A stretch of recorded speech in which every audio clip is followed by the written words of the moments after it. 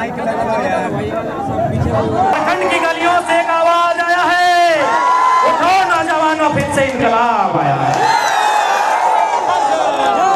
आज 23 सालों का झारखंड, जब इस राज्य का निर्माण किया जा रहा था, जब इस राज्य का गठन किया जा रहा था, जब इस राज्य का गठन किया जा रहा था, सन 2015 नवंबर धरती आबा बिरसा मुंडा की जयंती के दिन बिहार के हिस्से को काटकर लगभग 40% हिस्सा और भूभाग की बात करें तो 79,000 वर्ग किलोमीटर बिहार से काटकर एक नए झारखंड राज्य का सृजन किया गया। जब यहाँ की विधि व्यवस्था की बारी आई तो उस समय के तत्कालीन इस राज्य के प्रथम राज्यपाल माननीय श्री प्रभात कुमार, उन्होंने एक कथन कहा था। चूंकि राज्यपाल पढ़े लिखे लोग होते हैं, मुख्यमंत्री अनपढ़ हो सकता है चलेगा, लेकिन एक राज्यपाल का पढ़ा लिखा होना होता है। तो उस राज्यपाल ने कहा था कि जिन साधन जिन संसाधनों के साथ, जिन स्थितियों के साथ झारखंड राज्य अलग हुआ है, आने वाले 20 सालों में ये भारतवर्ष का नंबर 1 राज्य होगा। आज चौपारण की जनता से, आज चौपारण की आवाम से मैं सवाल करना चाहता हूँ कि जो सपना, जो अनुमान इस राज्य के पहले राज्यपाल ने लगाया था कि झारखंड राज्य शिक्षा की दृष्टि में, रोजगार की दृष्टि में, स्वास्थ्य की दृष्टि में नंबर 1 राज्य पर काबिज होगा, क्या हमारा राज्य नंबर 1 बना है? क्या हमारा राज्य नंबर 1 बना है? ये हमारा कथन नहीं है। मेरी उम्र उस समय 7-8 साल होगी, 7-8 साल भी नहीं, 6 साल, मात्र 6 साल हमारी आयु थी। मेरा कथन नहीं है, ये इस राज्य के पहले राज्यपाल का कथन है कि भारत की जो मानचित्र होगा उस मानचित्र में झारखंड नंबर 1 राज्य होगा। लेकिन आज झारखंड नंबर 1 राज्य नहीं बना पाया है, अभी तो नंबर 2, 3, 4 पर है, पीछे से, आगे से नहीं। ये हमारा राज्य पीछे से, आपको चाहे शिक्षा की बात करें, स्वास्थ्य की बात करें, रोजगार की बात करें, या फिर तकनीकी की बात करें, या फिर अन्य बुनियादी ढांचों की बात करें, यह राज्य पीछे से है, नंबर 2 पे है, नंबर 3 पे है। तो कारण क्या है? ये तो मानते हैं कि राज्य पिछड़ा है, लेकिन कारण क्या है? और पिछड़ा रहने का कारण अगर हमारे पास होता, हमारे पास सुविधाएं नहीं होती, हमारे पास रिसोर्सेस नहीं होते, हमारे पास साधन संसाधन नहीं होते, उसके बाद अगर हम पिछड़े राज्य की गिनती में आते तो अपनी नीति को स्वीकार करते, अपने भाग्य को कोसते, हम स्वीकार करते कि हमारे पास साधन नहीं है। लेकिन 40%, 1-2 नहीं, पूरा 40% खनिज संपदा देने वाला राज्य अगर पीछे नंबर 1-2 पर है तो सवाल खड़ा करना पड़ता है, हमें सोचना पड़ता है, हमें समझना पड़ता है कि 40% खनिज देने वाला राज्य वो नंबर 2 पे क्यों, वो नंबर 3 पे क्यों पीछे से? हमारे पास अगर साधन संसाधन नहीं होते तो हम नियति को दोष देते हैं, हम अपने भाग्य को कोसते हैं कि हमारे भाग्य में नहीं है, हमारी नियति में नहीं है, हमारी तकदीर में नहीं है। लेकिन 40% हम अगर खनिज देते हैं, अगर हजारीबाग में कहीं कोयला मिलता है, धनबाद में कोयला मिलता है, बोकारो में बारूद मिलता है, कोडरमा में अभ्रक मिलता है, तो गिरिडीह में पत्थर का खदान मिलता है, और ऐसे में अगर राज्य में बेरोजगारी होगी, अगर ऐसे में राज्य अगर अव्वल नहीं होगा तो सवाल खड़ा होता है। तो अगर आज बात किया जाए कि हमारी फेलिटी कहाँ रही, किन कारणों से हमारा राज्य फेलियर रहा, कहाँ हमसे दोष हुई, कहाँ हमसे चूक हुई, कहाँ हमसे भूल हुई, तो जैसा कि हमारे पूर्व के वक्ताओं ने कहा कि कहीं ना कहीं हमें राजनीतिक भूल हुई, हम लोग राजनीतिक चेतना को नहीं समझ पाए, हम लोग अपने मताधिकार को नहीं समझ पाए, हम डॉक्टर बाबा साहब 1 पर्सन 1 वोट 1 वैल्यू के महत्व को नहीं समझ पाए, इसलिए आज हमारा नुकसान हुआ। यदि हम में चेतना होती, यदि हम में जागरूकता होती, यदि हम अपने मत को लेकर जागरूक होते, तो चूंकि पहले लोकसभा है, मैं लोकसभा की बात करूंगा, एक बिहार का आदमी आके यहाँ का सांसद नहीं बनता, वो तो बना ही, उसका बेटा भी सांसद बना है, और अबरी भाषण देता है कि जो काम हम नहीं किए मेरा बेटा करेगा, 3 गो पीढ़ी का ठिका लेकर।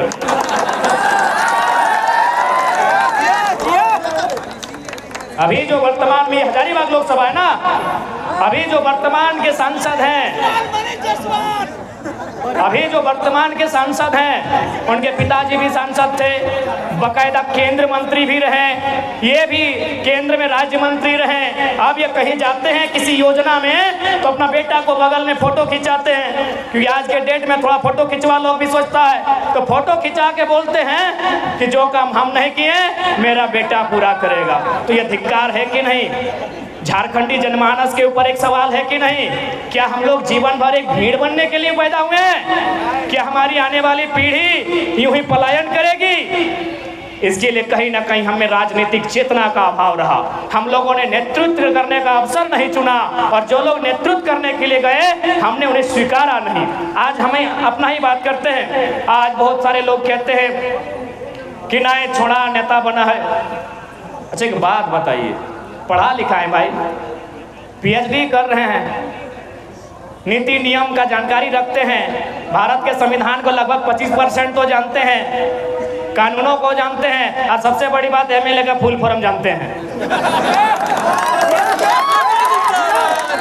हमारे 81 को एमएलए जो है, हमको लगता है 70+ लोग एमएलए का फुल फॉर्म नहीं जानते हैं। तो बताइए, हम लोग को लोग बोलता है कि लड़का लोग छोड़ा लोग नेता बनता है, तो हम अपने लोगों से ही सवाल करते हैं, जो बकायदा हमारे संजय दा ने भी आपको गिनाया कि भागलपुर के से आए हुए गोड्डा के सांसद माननीय श्री निशिकांत दुबे को आपने स्वीकार कर लिया, बिहार के किसी जिले से चलकर आए जयंत सिन्हा, यशवंत सिन्हा को आपने स्वीकार कर लिया, आपने बिहार के सुनील सिंह जी को स्वीकार कर लिया, आपने बीडी राम को स्वीकार कर लिया, आपने हरियाणा राजस्थान के संजय सेठ को स्वीकार कर लिया, आपने बलिया के पीएन सिंह को स्वीकार कर लिया, बक्सर के राज सिन्हा को स्वीकार कर लिया, सुन रहे गया के अकेला जी को स्वीकार कर लिया। लेकिन झारखंड की गली का कोई बेटा आया है जो आज दिल्ली को, अरे दिल्ली नहीं, महाराष्ट्र माया नगरी को थरथरा के आया है, आप स्वीकार नहीं करते। क्या कसूर है हमारा बताइए? आप इधर गोड्डा के सांसद को बिहारियों को स्वीकार कर लिए, हरियाणा को स्वीकार कर लिए, यूपी वाला को स्वीकार कर लिए, कांके का विधायक है आपका राजस्थान का, अरे आप गोटे इंडिया वाला को अपने झारखंड में स्वीकार कर लिए, और इसी झारखंड का पारसनाथ की मिट्टी में पलने वाला एक बेटा खड़ा हुआ है, आप लोग बोले छोड़ा नेता बनतो, तो बने था ना की दिक्कत हो, बने था ना की दिक्कत हो। सूरज दा भी अपन गीत में बोलो बना लो नेता, कोई की दिक्कत हो भाई? जो लोग नीति नहीं लिख पाएगा उन लोग नेता बना है। मैं आज यहाँ आवाम के बीच कहूंगा, मैं बकायदा आज मीडिया बंधुगा ना, मैं आपके सामने कहूंगा, हमारे पास 81 विधायक, 14 सांसद, 6 राज्यसभा सांसद हैं। अगर वे लोग नीति 2 अक्षर में आता है, अगर नीति को शुद्ध लिख देंगे तो हम कल ही वापस ले लेंगे आंदोलन को, हम लोग किसी प्रकार की राजनीति नहीं करेंगे। मैं चैलेंज करता हूँ, अगर 100%, मैं बार बार कहता हूं कुछ लोग ईमानदार होंगे, कुछ लोग पढ़े लिखे भी होंगे, इसलिए मीडिया का मेरी बातों को नेगेटिव ना चलाएं, मैं 100% की बात कह रहा हूं। अगर झारखंड में जो हमारे 81 एमएलए हैं, 20 सांसद हैं, अगर वो नीति को 2 अक्षर में आता है, 2 लेटर में नीति हिंदी में लिखा जाता है, अगर वो नीति को शुद्ध रूप से लिख देंगे, मैं वचन देता हूं हम लोग पॉलिटिक्स नहीं करेंगे। करने दीजिए नहीं यार, इतना आसान है क्या? 9 में हर्षी होगा कि 100 में दीर्घी होगा, कंफ्यूज है। सुरती लेख में 2 बार गलती की तो तीसरा बार नीति लिखे थे। सुरती लेख समझते हैं ना?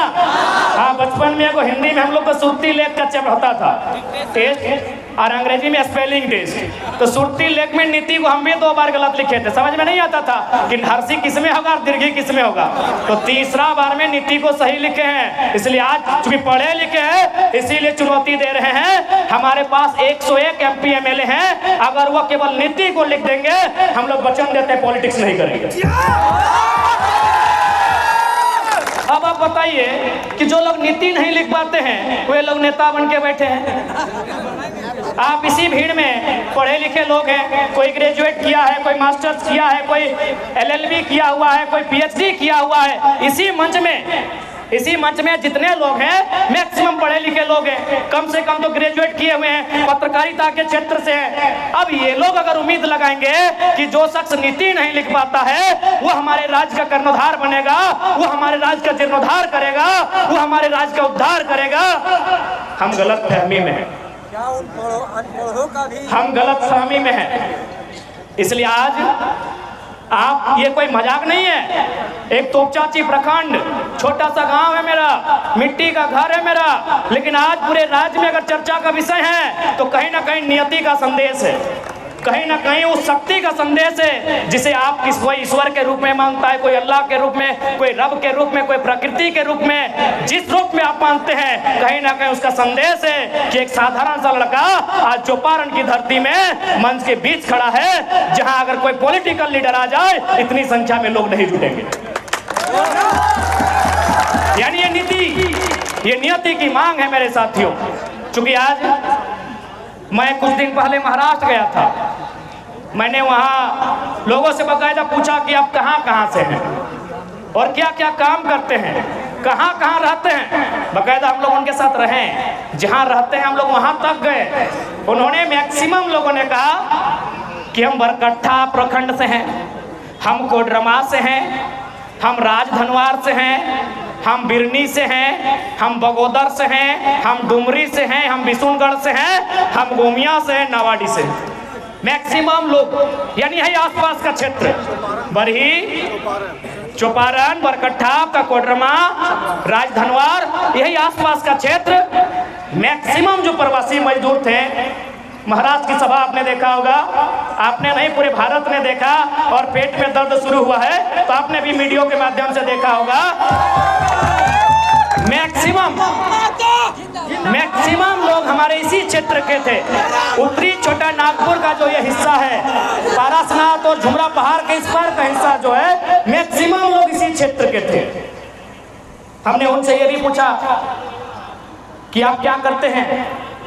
मैक्सिमम लोगों ने कहा हम लोग ड्राइविंग करते हैं। मैक्सिमम, यदि मैं 100 लोगों से मिला तो उसमें लगभग 40 to 50% लोग ड्राइविंग करते थे।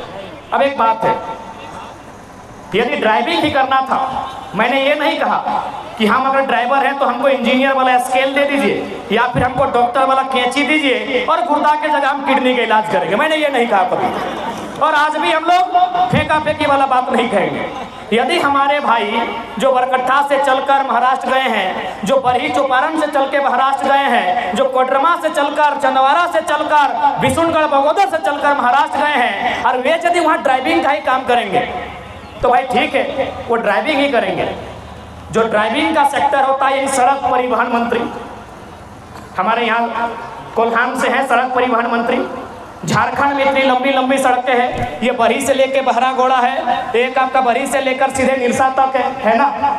यानी हमारे यहाँ भी लगभग 1,00,000 किलोमीटर के आसपास सड़कें हैं। तो यदि हमारे भाई जो प्रवासी मजदूर के रूप में बाहर गए हैं, जिनकी नियति में प्रवासी बनना है, और वे अगर ड्राइविंग से अपने परिवार का भरण पोषण करेंगे तो झारखंड की सड़कों पर व्यवस्था किया जाए,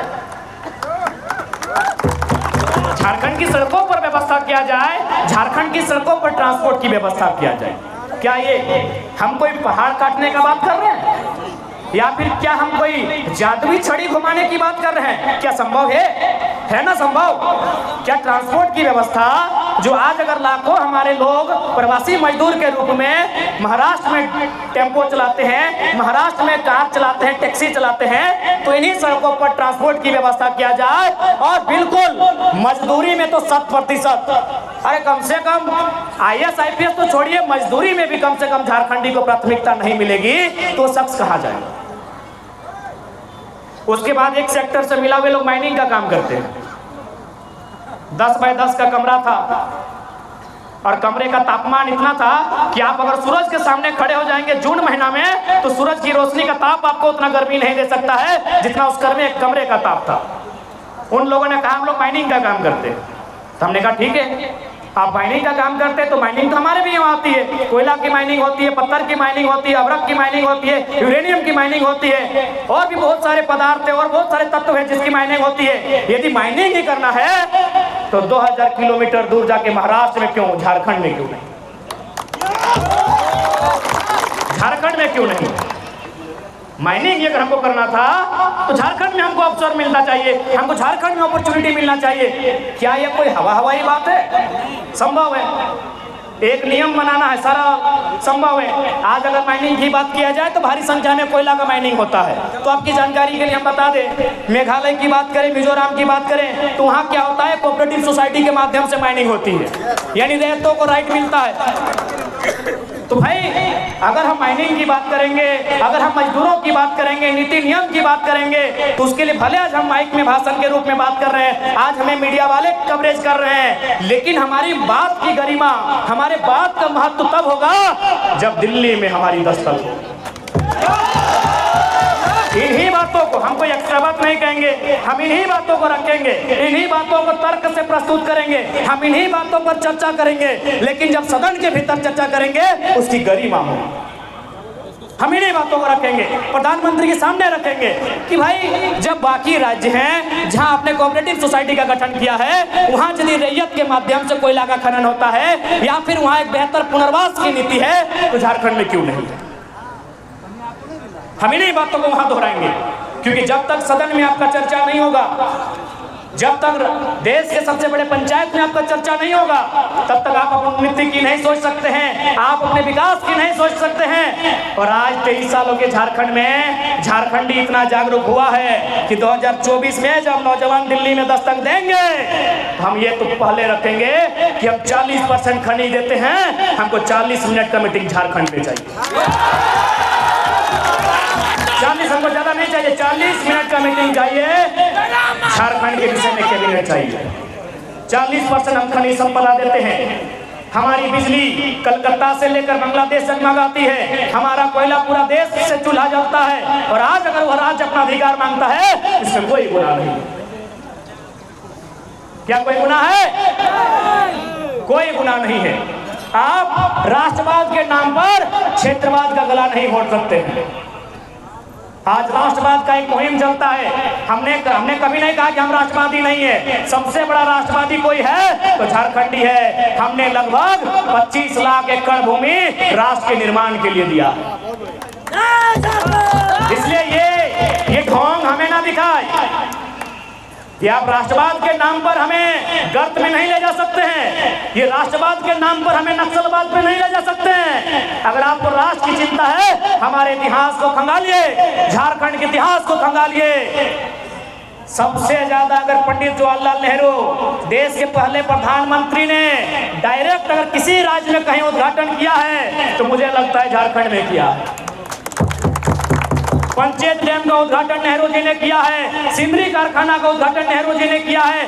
ऐसे दर्जनों योजनाएं हैं जिनका उद्घाटन खुद पंडित नेहरू ने किया है। तिलैया डैम भी पंडित नेहरू ने किया है।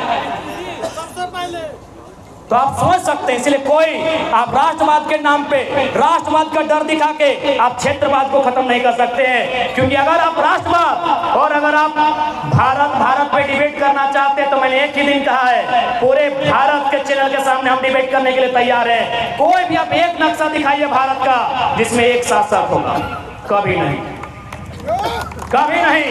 आज आपके पास लिखित भारत का जितना बड़ा इतिहास है, आपके पास लिखित भारत का जितना बड़ा इतिहास है, जितना बड़ा नक्शा है, कभी भी भारत एग्जिस्ट पूरा नहीं हुआ है, कभी भी नहीं हुआ है। आप अगर भारत के सबसे कालजयी सम्राट चक्रवर्ती सम्राट अशोक की बात करें, जिनके समय में लगभग हमारे पास 60 लाख वर्ग किलोमीटर था, आज 32 लाख वर्ग किलोमीटर है, तो आपको जानकारी होना चाहिए दक्षिण भारत में उनका प्रभुत्व नहीं था। दक्षिण भारत में आप अगर नक्शा है तो दिखाइए, दक्षिण भारत में, पूर्वोत्तर भारत में अशोक के भी साम्राज्य का विस्तार नहीं था। इसलिए भावनाओं में बहने का कोई वक्त नहीं है। ये वक्त है अपने अधिकार का, ये वक्त है अपनी आवाज को बुलंद करने का। आप किसी कालखंड की बात कीजिए, मौर्य काल की बात कीजिए, आप गुप्त काल की बात कीजिए, किसी राजवंश की बात कीजिए, मुगल काल की बात कीजिए, अंग्रेज काल की बात कीजिए, अंग्रेजों ने भी 1 सेंटीमीटर कहे नहीं छूटा है, लेकिन अंग्रेजों से भी छूटा है। इस भारत की भूमि पर कोई एक शासक नहीं हुआ है कभी। इसलिए भारत और इंडिया के नाम पर भावना मत होइए। हम इंडिया का भी सम्मान करते हैं, भारत का भी करते हैं, लेकिन झारखंडी से समझौता नहीं कर सकते। अंग्रेजों ने भी 1 इंच छोड़ा है, लेकिन छोड़ा है कहां छोड़ा है? गोवा छोड़ा है, पांडुचेरी छोड़ा है। क्योंकि अंग्रेजों के जाने के बाद गोवा और पांडुचेरी आजाद हुए हैं। 1954 में और 1961 में आपकी जानकारी के लिए बताना चाहेंगे। तो इसलिए हम भारत का सम्मान करते हैं, लेकिन आप भारतीयता के आधार पर झारखंडियत को अगर खत्म करना चाहते हैं तो इसका पुरजोर विरोध करते हैं। इसलिए आज हम महाराष्ट्र गए, वहां के लोगों से मिले, चर्चाएं हुई। वहां भी एक बहुत बड़ा हवाई पट्टी बनने वाला है, लगभग 10 किलोमीटर तक का जमीन गया है। मैं 2-4 लोगों से मिला, चूंकि बाकी जो भी झारखंड के नेता जाते हैं भाई वो तो मौज मस्ती के लिए जाते हैं, हम तो कुछ सीखने गए थे। उनसे मैंने मिला, पूछा कि आपके यहाँ क्या पॉलिसी है। बोला जी जमीन लिया गया, बगल में देखिए वहाँ घर दिया गया है, अपार्टमेंट बनाया गया है, वहाँ हमको कमरा मिल जाएगा, यहाँ जो भी नौकरी मिलेगी हमें लोग को मिलेगा। मैं ये महाराष्ट्र की बात बता रहा हूँ, वहाँ लगभग 10 किलोमीटर का एरोप्लेन जहाँ चलता है, हवाई जहाज सब, एयरपोर्ट लगभग 10 किलोमीटर है।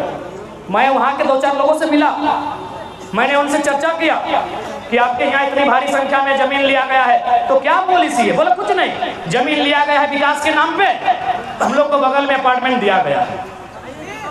आप बताइए कि झारखंड में ऐसी पॉलिसी है क्या? हमारे झारखंड में ऐसी पॉलिसी है? अभ्रक किसका? झारखंडी का। राज कौन कर रहा? हजारीबाग। चूंकि सबसे ज्यादा स्टूडेंट हमारे हजारीबाग में पढ़ने जाते हैं, रेंट में पढ़ने वाले छात्र किनके? हमारे। वो बिल्डिंगें किनकी? हमारी हैं, हमारी हैं। तो बताइए हमारी लड़ाई, ये हमारे अधिकार की लड़ाई कहाँ गलत है? जब महाराष्ट्र में मराठी, पंजाब में पंजाबी, गुजरात में गुजराती, बिहार में बिहारी, तो झारखंड में यदि झारखंडी बोले तो क्या किसी के पेट में दर्द होना चाहिए? दर्द होना चाहिए। तो आज यही ये लड़ाई है। आज यदि हमारे लोग नहीं जागते हैं, यदि आज हमारे लोग नहीं समझते हैं, तो आने वाले 20-22 सालों में झारखंड एक खंडहर के रूप में तब्दील हो जाएगा। आज अगर नौकरियों की बात करें तो हमारी नौकरियों को यूपी, बिहार, बंगाल, एमपी को बेचा जा रहा है। कल ही आप देखिएगा 2-3 दिन से सोशल मीडिया में एक कटिंग, एक पेपर, एक कागज का टुकड़ा वायरल हो रहा है जिसमें चतरा के किसी शिक्षा विभाग के नौकरियों का जिक्र है, जिसमें 6 का जिक्र है, 1 पलामू का है, 5 उत्तर प्रदेश का है। इसी दिन के लिए झारखंड बना है। यह इंडिया और भारत के नाम में, भाई भाई के नाम में हमारे हिस्से की रोटी को अगर कोई छीन के खाएगा तो क्या हम चुपचाप रहेंगे? कुछ दिन पहले, कुछ महीनों पहले यहाँ 3600 टीचर की बहाली को कंप्लीट किया गया, जिसमें आंकड़े बताते हैं, बाकायदा मीडिया के माध्यम से जानकारी मिली है कि 1200 लोग गैर झारखंडी हैं। बताइए इतनी भारी संख्या में अगर हमारी नौकरियों को बेचा जाएगा, हमारी नौकरियों को लूटा जाएगा, तो हमारी आने वाली पीढ़ी क्या करेगी? क्या हम इसी तरह अपना झोला उठा के, अपना बोरिया बिस्तरा समेटकर, अपने बच्चों को अपनी गोद में दबाकर, अपनी पत्नी को साथ लेकर गुजरात, महाराष्ट्र चले जाएंगे? क्या हमारी यही नियति होगी कि हमने हटे चाहा कि हमने के राज्य में खनिज संपदा, राज्य में इतना नौकरी चाकरी, हिये रियाडा, हिये टोल टैक्स, हिये अभ्रक नगरी, हिये इतना सिस्टम, इतना संसाधन, और हमने बेरोजगार भाई के छुआ के कोरबा में लेके, अपन जनियों के संगे लेके कि परदेश से तय कि हमने हटे चाहा कि हमने प्रवास के दर्द झेलबे, कि हमने हटे चाहा नहीं ना। हम तबे बोल लिए कि दुनिया में 2 प्रकार के दर्द बहुत कष्टकारी भेवा है, एक प्रसव के पीड़ा और एक प्रवास के पीड़ा।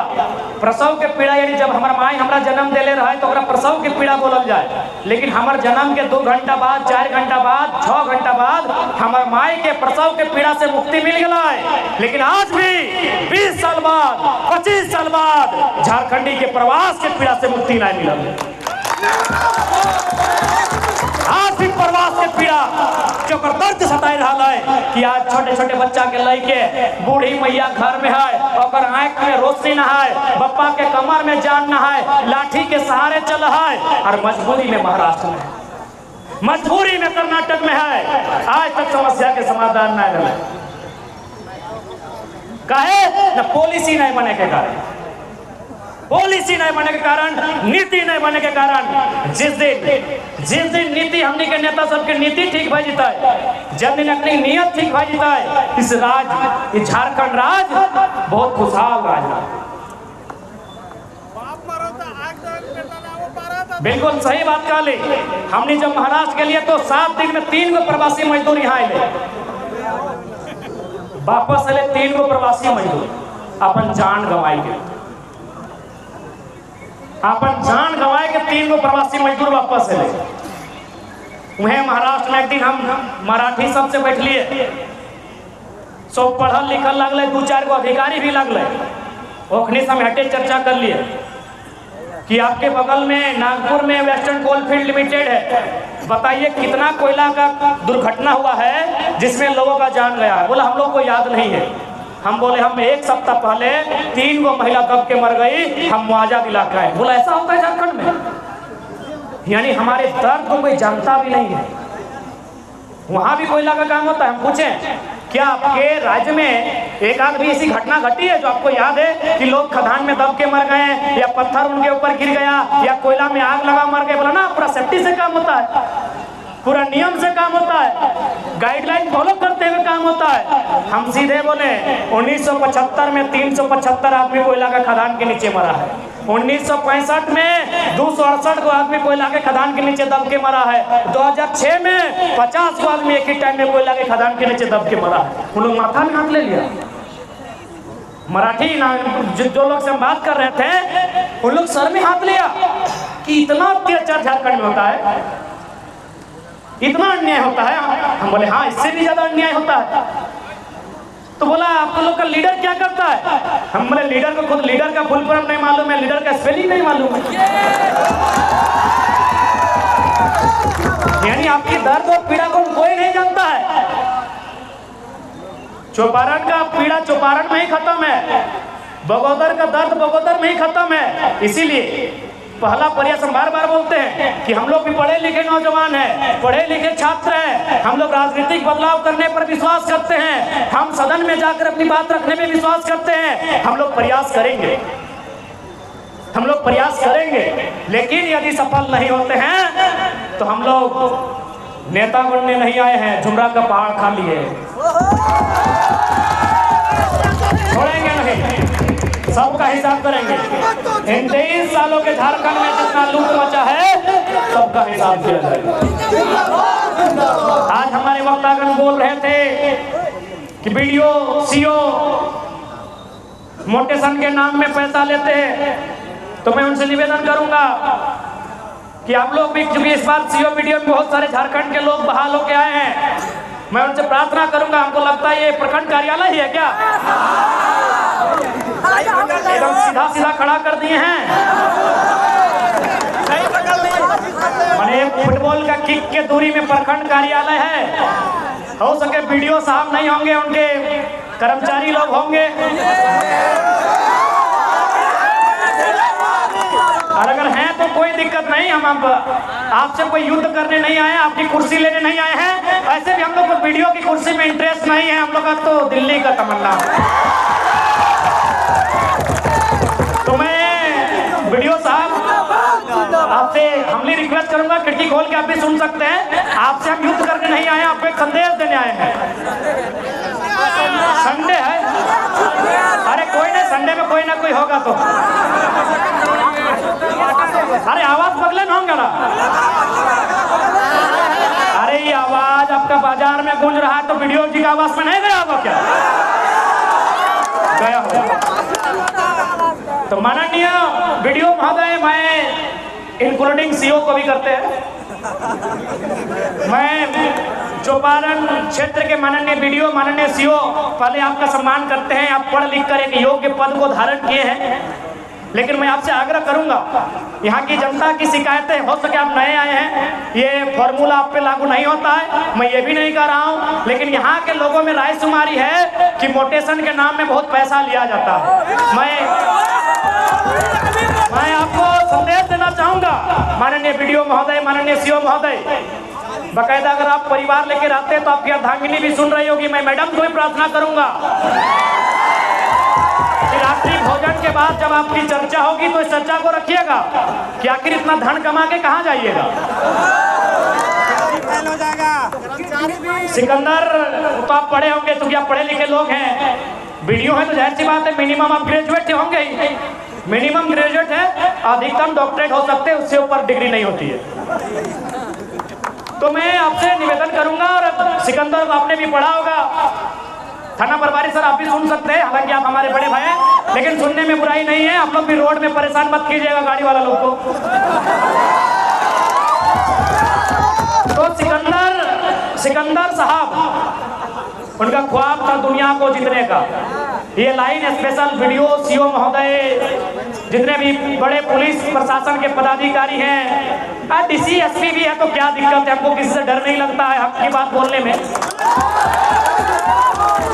तो सिकंदर जब वो मृत्यु की सैया पर थे, जब उन्हें लगा कि अब हमारी मौत हो जाएगी, क्योंकि इंसान को लगने लगता है कि अब हमारी मौत हो जाएगी, तो सिकंदर ने अपनी मौत से ठीक कुछ दिन पहले अपने मंत्रिमंडल को बुलाया और उनसे 3 बात कहा कि जब मेरा जनाजा गुजरेगा तो एक काम करना, मेरा पूरा शरीर में कफन होगा, लेकिन मेरे दोनों हाथ में कफन नहीं हो, दोनों हाथ को बाहर फैला देना।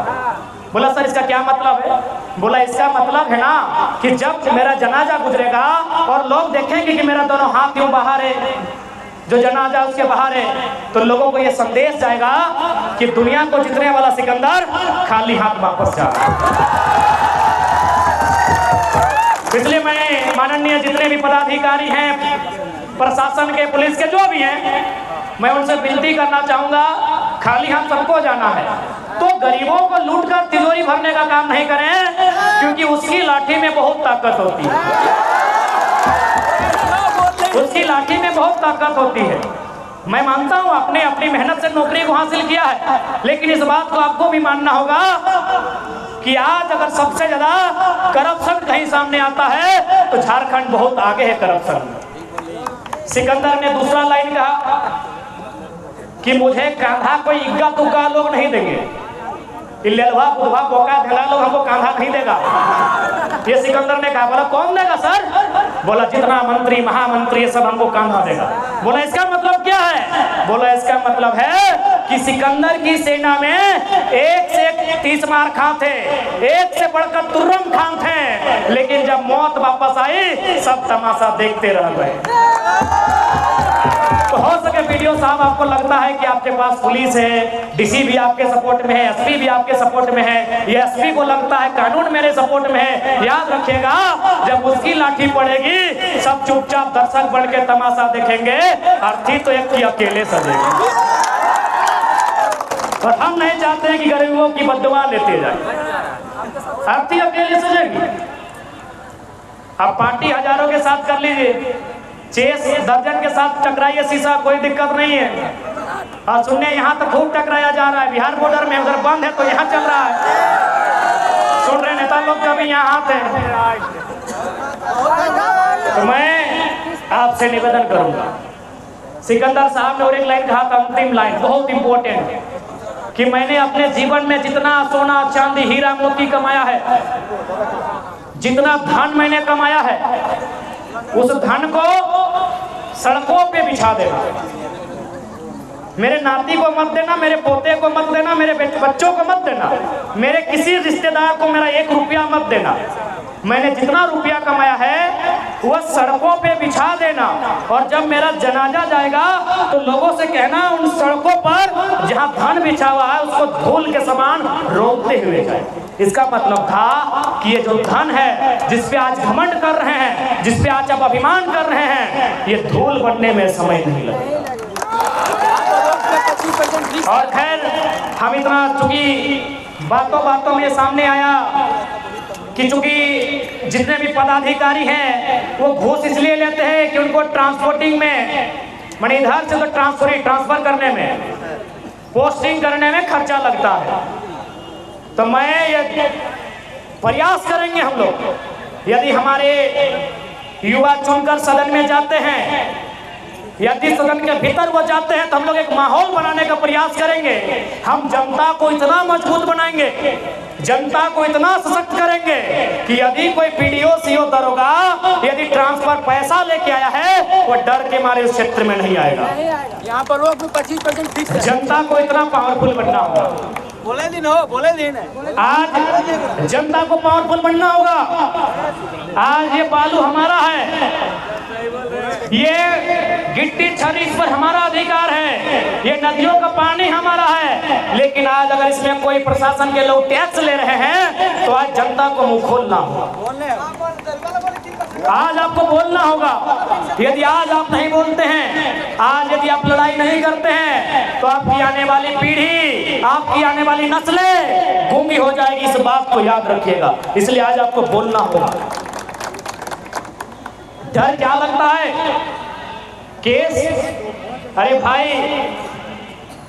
केस से बड़ा होता है हमारा हिम्मत। अगर आज हम लोग केस से डर जाएं तो हमारी आने वाली पीढ़ी भी डरपोक पैदा होगी। ये केस हमारे हौसले को खत्म नहीं कर सकती है, ये केस हमारी हिम्मत को, हमारी उम्मीदों को खत्म नहीं कर सकती है। अगर हम सही हैं तो हमें किसी प्रकार का डर नहीं होना चाहिए। खोटा बोले हो, खोटा हो जरा मातो, खोटा बोले भाई। भाई का बोल भाई इसलिए आज चूंकि आप थोड़ा सा हम लोग बात कि किस प्रकार झारखंड में लूट है, आज झारखंड में लूट किस प्रकार है थोड़ा सा मैं आपको बताना चाहूंगा। चूंकि कांग्रेस की बात करें या झारखंड मुक्ति मोर्चा की बात करें जो झारखंड में है, या फिर जो दिल्ली में भारतीय जनता पार्टी की सरकार है, किस प्रकार इन्होंने इस राज्य को लूटने का प्रबंध किया है आपको जानना होगा। मैं एक छोटा उदाहरण दूंगा। यही बगल में एक सड़क है, क्या नाम है इस सड़क का? नेशनल हाईवे है। इसका नाम कभी NH2 था, अभी NH19 हो गया ऐसा है। नहीं, कहीं कहीं NH19 लिखा जाता है। अच्छा चलिए, जो भी NH है ना, NH है। ये हाईवे कहाँ से कहाँ तक है? दिल्ली से कोलकाता बराबर। समझिएगा, ये प्रबुद्ध लोग जितने भी पढ़े लिखे लोग हैं सबको ये बात समझना होगा कि साजिश कहाँ होती है। किसी मजदूर को दबाने की, किसी किसान को खत्म करने की प्लानिंग कहाँ होती है। ये सड़क जो दिल्ली से कलकत्ता ऑलरेडी बना है, अच्छी सड़क है, बहुत चौड़ी है। चूंकि आपके इधर थोड़ा काम नहीं हुआ है, जो भी कारण है, लेकिन हमारे बगोदर के बाद तो एकदम धुआं है। आप 1 मिनट में 2 किलोमीटर जा सकते हैं, आप आधा घंटा में बगोदर से धनबाद जा सकते हैं, यानी एकदम हवाई जहाज की तरह दौड़ सकते हैं। यानी सड़क में कोई खराबी नहीं है। अब देखिए ये लोग किस प्रकार से चाहते हैं कि सत्ता में बने रहें और किसान लाचार मजदूरों को दबाते रहें। एक सड़क ये लेकर आए हैं, अभी चूंकि हमारे साथी हजारीबाग में DC ऑफिस में धरना देंगे। भारत माला परियोजना आप लोग सुने हैं? भारत माला परियोजना, वो भारत माला परियोजना कहाँ से है? बनारस से कलकत्ता, है ना। ऑलरेडी हमारे पास एक सड़क है जो बनारस से कलकत्ता है, ये पीछे वाली। अरे दिल्ली उससे पहले बनारस आती है ना। यानी हमारे पास ऑलरेडी एक सड़क है जो बनारस से कलकत्ता जाती है, तो दूसरी सड़क की जरूरत किसके लिए? घूमने के लिए। क्या सवाल तो होना चाहिए, क्या जो दूसरी सड़क बनेगी भारत माला के नाम पर, जिसमें कई हजार एकड़ जमीन लिया जाएगा, जिसमें हमारे ना जाने कितने किसानों का जमीन लिया जाएगा, क्या कोई किसान अपनी गाड़ी वहां दौड़ाएगा? क्या किसी की मौसी, किसी की मामी या किसी का ससुराल कलकत्ता बनारस में है जो फटफटिया लेके जाएगा? आप ही बताइए, पढ़े लिखे लोग हैं आप, कौन जाएगा उस सड़क में? जमीनें हमारी गई, 1-2 मुट्ठा नहीं, 100 कट्ठा, मुट्ठा में नहीं कट्ठा में जमीन गया हम लोगों का। गए ना, मुट्ठा में नहीं बल्कि कट्ठा में जमीन गए। ककार झारखंडियन के ओकरों में ककार किसान वर्ग। यहाँ जितना भी लोग हैं मैक्सिमम किसान वर्ग से हैं। आपकी जाति अलग हो सकती है, आपका धर्म अलग हो सकता है, खेत अलग नहीं होगा, वही मिट्टी वही फसल है ना। यानी सड़क में जमीन किसकी गई? झारखंड के लोगों की गई ना। सड़क में जमीन गई झारखंड के लोगों की। ऑलरेडी सड़क है हमारे पास। दिल्ली से कलकत्ता, बनारस से कलकत्ता जाते हैं लोग, दूसरी सड़क की जरूरत है। कारण क्या है? कारण है चूंकि आज देश में एक माहौल क्रिएट हो रहा है, क्योंकि अंग्रेजों ने भी कभी पूरी तरह से भारत को गुलाम नहीं किया था। उन्होंने राजाओं को गुलाम किया था, उन्होंने जो उद्योगपति है ऊपर से उनको गुलाम किया था। किसान ने कभी गुलामी स्वीकार नहीं किया है, हमें अपने साथ तीर धनुष से मुकाबला किया है। इसलिए अभी जो वर्तमान की सरकारें हैं ये चाहते हैं किसान तक पहुंचे। जब तक किसान के पास उसके बाप की जमीन है वो किसी की बाप की नहीं सुनेगा। जब तक किसान के पास उसकी बाप की जमीन है किसान किसी के बाप की नहीं सुनेगा। इसलिए आज इस सड़कों का मायाजाल, और बड़ी सड़क है, दूसरी सड़क धनबाद से रांची सड़क है, दूसरी सड़क 1 किलोमीटर के बगल में। यदि आज आप नहीं समझते हैं तो आने वाले दिन में आपके पास कटोरा होगा और चंद मुट्ठी भर उद्योगपतियों के पास इस देश की सारी संपत्ति होगी। इसलिए आज दिल्ली में आपका ये चर्चा होना चाहिए कि दूसरी सड़क किसके लिए। यदि सड़क लिया भी तो मुआवजा कितना है? यदि हमने आपको जमीन दिया भी तो मुआवजा कितना है? 3000 डिसमिल। बताइए 3000 डिसमिल मुआवजा, यानी 1 एकड़ का 3 लाख। 3 लाख में सारा जमीन आप ले लीजिएगा। किसी का 1 एकड़ होगा, किसी का 2 एकड़ होगा। यदि 3 लाख में 6 लाख में आपका सारा जमीन ले लिया और चर्चा करने वाला कोई नहीं। ये बहुत गंभीर विषय है, इस बात को आपको समझना होगा। यदि आप नहीं समझते हैं तो आने वाला दिन झारखंड में जिस प्रकार खनिज संपदा मिल रही है, अभी रांची खूंटी में मिला सोना, आपका सिमडेगा में मिला, लोहरदगा में मिला हीरा पन्ना, पूरे राज्य में कहीं ना कहीं कुछ होगा। पूरे राज्य को समय समय में विस्थापन की मार झेलनी होगी। पूरे राज्य से विस्थापन होगा, पूरे राज्य से पलायन होगा। यदि आपके पास लीडर नहीं होगा जिसमें जिगर होगा, आप इसी प्रकार हादसे में जाते रहेंगे। इसलिए आज हजारीबाग लोकसभा से ये संज्ञान करना चाहेंगे, क्या 2024 में हम लोग यहाँ दावेदारी कर सकते हैं? क्या 2024 में नौजवानों की फौज इस सीट को अपने कब्जे में ले सकती है? क्या ये सामर्थ्य रखती है? मिलता है सेवा खाली किनाए टाइगर बाबू अच्छा बोला फिर सुन के सेवा मिलता है। बता यशवंत के दे दलाक, जयंत के दे दलाक, हम लोग छोड़ो के दफा उसको नहीं देंगे। की विचार है?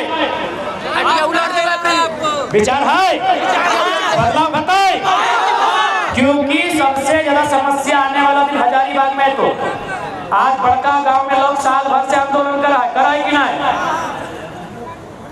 चूंकि ये आंदोलन में प्रमुख नौजवान सब हमें, नौजवान का समस्या की लगाए नियोजन।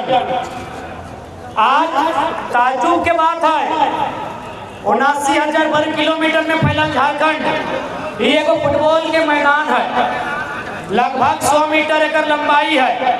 लेकिन अगर इस खेल के मैदान में अगर खेल व्यवहार एगो नियम के तहत व्यवहार, एगो डिसिप्लिन व्यवहार है ना, यानी एक फुटबॉल के मैदान में जो 90 मिनट के एगो मैच व्यवहार नियम से व्यवहार, लेकिन 79,000 वर्ग किलोमीटर के झारखंड 380 एक तने के लंबाई, एक तने के 463, यानी चौड़ाई 380, लंबाई 463 किलोमीटर। इतना लंबा चौड़ा झारखंड बिना नियम के चले, कितना पीड़ा के विषय। एक 5 मिनट के प्लेंटिंग के खेल में नियम बना है, लेकिन राज में नियम ना है। आज राज में नियम नहीं रहे के कारण आज हमने के युवा पलायन, आज हमने के युवा विस्थापित हो जाए, आज हमने के नौजवान दर बदर के ठोकर खा है, कहीं ना कहीं पॉलिसी नहीं बनेगा। आज हमने मोटा मोटी हजारीबाग सब घर के बच्चा जाओ पढ़े ले जा है ना।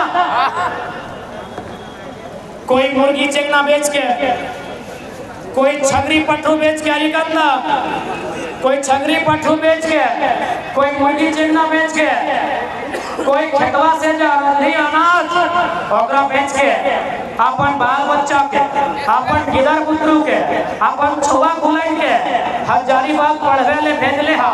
काहे पढ़ते अच्छा से पढ़ते, मन लगाए के पढ़ते, और जब वो घर वापस आते तो कम से कम छोट मोटे को नौकरी करे।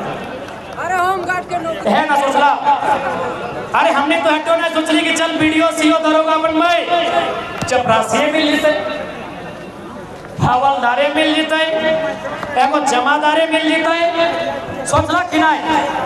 लेकिन आज एक झारखंड ऐसा राज्य हो हाले फिलहाल देखली मुख्यमंत्री फिर परीक्षा रद्द कर ले ना, जेएसएससी वाला परीक्षा फिर रद्द भई गेलै, फिर 2 महीना डेट बढ़ ले ना। काहे न चूंकि पुलिस ही नहीं, नेता सबके पास अथाव जमीन, अथाव पैसा, अथाव टाका, लेकिन जे स्टूडेंट हजारीबाग के क्वार्टर में रांची के छोटे से रूम में अपन सर के बाल पकाए ले, अपन आँख के रोशनी गवाए ले, अपन पेट बढ़ाए ले, पढ़ते पढ़ते पढ़ते, लेकिन आज भी ओकर ख्वाब मुकम्मल नहीं भेलै तो कहीं ना कहीं गवर्नमेंट रोशनी। हाले फिलहाल एक पेपर पढ़ लिए बीपीएससी में घपला भलाई, जब वहाँ जांच भलाई तो झारखंड के शिक्षक बहाली जेएसएससी के एडमिट कार्ड वहाँ मिले पटना में, झारखंड के जेएसएससी परीक्षा के एडमिट कार्ड पटना में मिले। यानी सोच के देखा कि किस प्रकार से अपने आने वाला भविष्य का तौहीन करल जाएगा। यदि आज हम इस बात सबके सोचे में असमर्थ रहबै तो याद रखिए बार बार क्यों बोले ना है। अरे भाई ककर में अपना हिम्मत हो कि सवाल कर दो, ककर में अपना हिम्मत हो कि वीडियो के दुनिया में के वीडियो पे बवाल कर दो, बार बार मौका ना है। ये केवल हमने एक चेहरा के रूप में ना लियो, एक विचार के रूप में ले, एक इनकलाब के रूप में ले, एक आवाज के रूप में ले। अब स्वीकार करना हो ये ना करना हो कि जोर जबरदस्ती ना हो, ये तो इच्छा पे डिपेंड करो। हमने कोई डरवे ना लियो कि इंडिया हमरा नहीं जीता तो इंडिया पाकिस्तान हो जाएगा, इंडिया चाइना हो जाएगा। हमने डर करना लियो, बस हमने बतवे लियो कि अनपढ़ नेता सब, जाहिल सब की करामत कर रहा है। तो सही खातिर आज नौजवान के सबसे पहले की जाए एजुकेशन, शैक्षणिक व्यवस्था चाहिए ताकि हम बेहतर पढ़ाई लिखाई करके अपन आप के स्टेब्लिश कर सकलिए।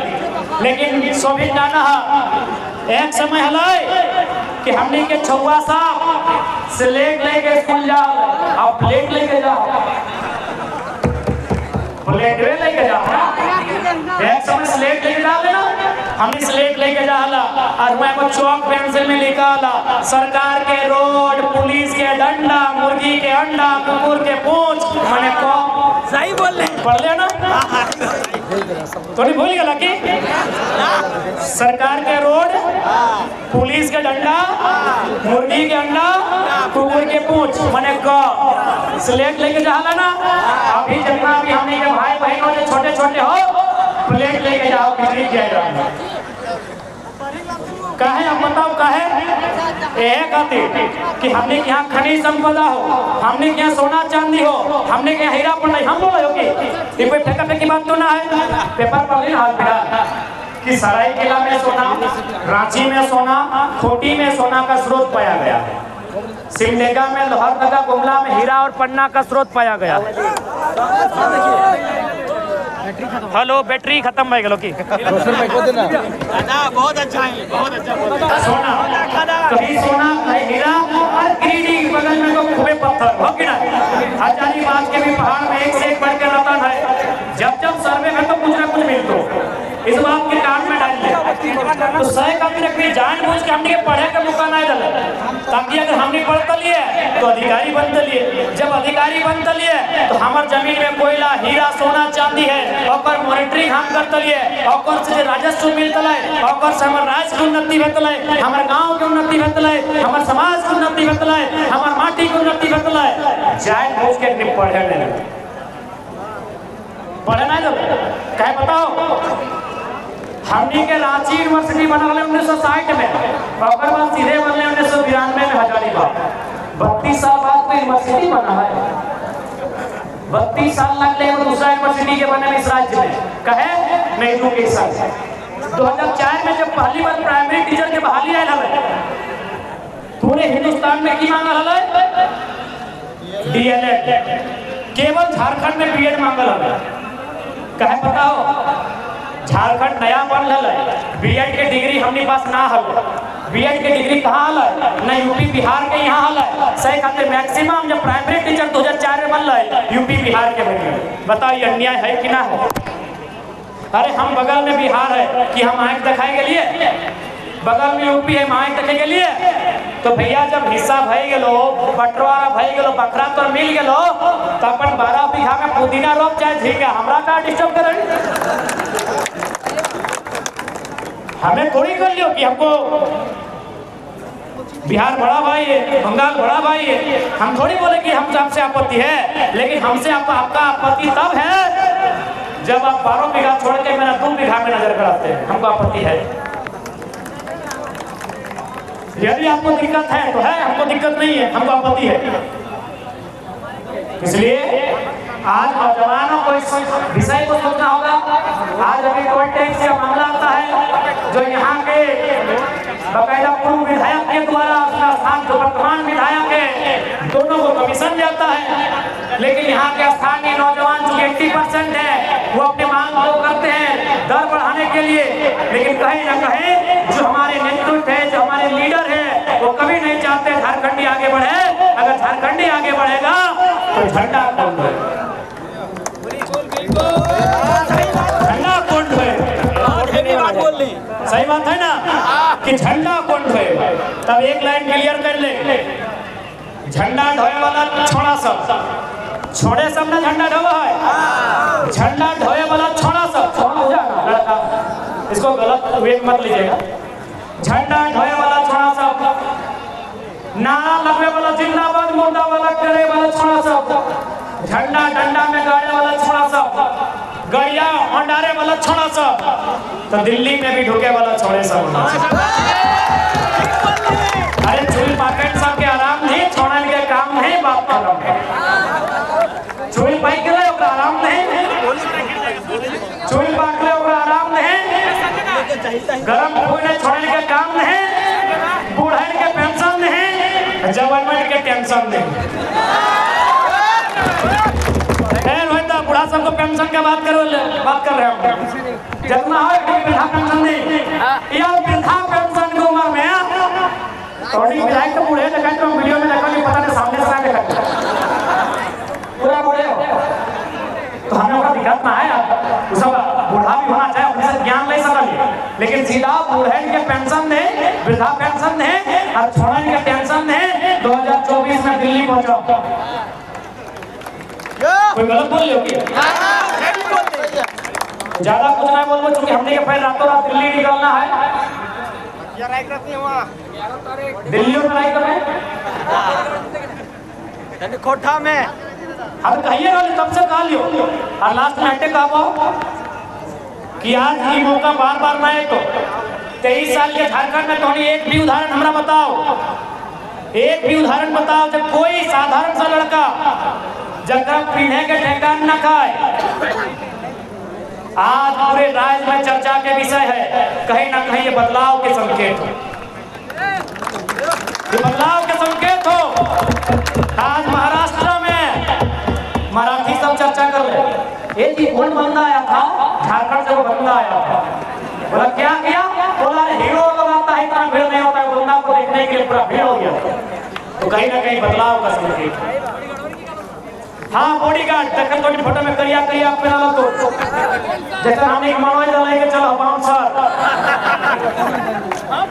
हाँ तो एखनी से आ रहा हूँ ऊंचा ऊंचा अपने हमने जैसने लाए वहाँ फिर झारखंडियन लगे ना मतलब हमने से ऊंचा ऊंचा लो लगभग 6 फीट पे बिहान है लो तो कहला इसी का आपको बॉडीगार्ड बनना है। मुंबई से भी कम नहीं है दादा। नहीं कम ना है भाई हम कहाँ कर लिए देखे में सुने में कम है लेकिन जब ताकत के बाद तो राल माटी के मार भात के ताकत लगे तो बाउंसर हाँ देख ले एकरो से अभी अभी तोरा की पावर में गई हो ठीक हो तो वहाँ की भलाई बोल ले बिहान जब वो ले तो बॉडीगार्ड सबके देखेले महाराष्ट्र के जो मजदूर सबके अध्यक्ष लगले कहले यही लड़का का आपको बॉडीगार्ड बनना है अपनी दियो पूरा हंसल थी बॉयफ्रेंड गर्लफ्रेंड ये पूरा हंसल थी ये कौन लड़का है भाई एकदम बच्चा है बच्चा तो ये अपनी गलती सही बात इसका बॉडीगार्ड करना हम लोग को अपनी गलती छोड़ना चाहिए उससे कहा है हम लोग अपना मतलब है काम से अपने तो बॉडीगार्ड बन गया ठीक स्टेज लगेगा तो हमरा स्टेज में बैठे लोग जब थार के एंट्री भलो पब्लिक के बीच गाड़ी को घुसा दिया बॉडीगार्ड ले कहो ताकि कहे आप नहीं पता है झारखंडी है इसीलिए भाषण देता है। अब जब वहां से भाषण दे लिए और 2 घंटा भाषण सुनल बाद जब रूम वापस आलो तो दियो बॉन्सर सब में एकदम सैल्यूट कर लो कि महाराष्ट्र की माटी से आपको सैल्यूट करते हैं हमको गिल्टी फील हो रहा है कि आपके बारे में गलत हो समझे ना आपने बोल रहे कि हम लोग को गिल्टी फील हो रहा है कि आप लोग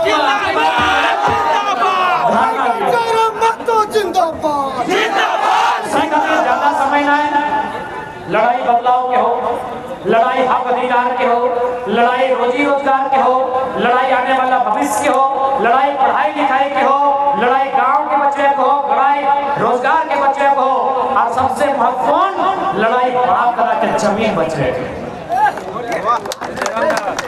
ठीक है ज्यादा समय नहीं भाई के नेता खाली फीता काटल जाता है शादी ब्याह में तो आज आप पढ़ी के जितना भी लीडर होते विधायक पूर्व विधायक आज के वालों भाई टेंशन में रहते चिंता मत कर ठीक बोल हर बनकट्टा में कार्यक्रम रहता तो हम आपको नहीं जरूर रहते खाली फीता काटो अपने फीता काट है कोई दिक्कत न है अपने का टिकट हमने 24 में काट देंगे फीता काटने वाला के लगे 24 में कटाई तो टेंशन मत ले तो नहीं बस हौसला के साथ रहो और बदलाव करे के सोच ठीक है अपनी बात का विराम देगा कि हमने फिर निकले खाए जितना भी आवाम आए हाँ सबके त्योहार आयोजन समिति के बहुत बहुत धन्यवाद जितना भी दादा सभा संजय दार है मनोज दार है महेंद्र दार है कृष्णा दार है जितना भी हाँ आरिकान दार है रवि दार है प्रेम नायक दार है श्री दार है